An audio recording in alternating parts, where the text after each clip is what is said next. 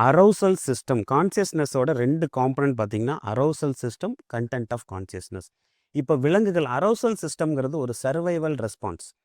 இப்போ நான் வந்து முழிச்சிட்டு இருந்து, நான் என்னை சுத்தி இருக்கிற நடக்கிற விஷயங்கள் எல்லாத்தையும் நான் கான்சியஸா நோட் பண்ணிக்கிட்டு இருந்தா மட்டும் தான், நான் வந்து இந்த உலகத்துல சர்வைவ் ஆக முடியும். அதுதான் வந்து சர்வைவல் ரெஸ்பான்ஸ் அப்படின்னு சொல்றோம்.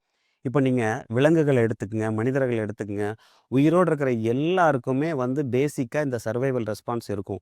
இப்போ ஒரு வேளை நம்ம வெளியில போறோம். ஒரு பாம்பு வருதுன்னா, உடனே நம்ம என்ன பண்றோம்? ஒண்ணு ஓட்டம் எடுக்கிறோம். இல்ல நம்ம குச்சிய தூக்கிட்டு போய் அடிக்க போறோம். இதுதான் வந்து நம்ம குடுக்குற ரெஸ்பான்ஸ். ஸோ சர்வைவல் அந்த பாம்பு நம்மள கடிக்காம இருக்கிறதுக்காக, நாம நம்மளை காப்பாத்திக்கிறதுக்காக நம்ம பண்றது தான் அந்த சர்வைவல் ரெஸ்பான்ஸ். அதுதான் அந்த அரௌசல் ஸ்டேட் அப்படின்னு சொல்றோம். இது வந்து பேசிக்கா உலகத்துல இருக்கிற எல்லா உயிரினங்களுக்கும் இருக்கும். இது மூளையோட அடிப்படை.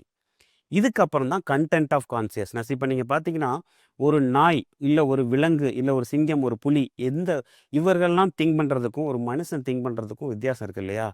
நாம வந்து அவங்கள எல்லாம் விட நம்ம மூளை வந்து ஒரு அட்வான்ஸ்டா அடுத்த ஸ்டேஜுக்கு போயிருக்கு. அததான் வளர்ச்சின்னு சொல்லுவோம்.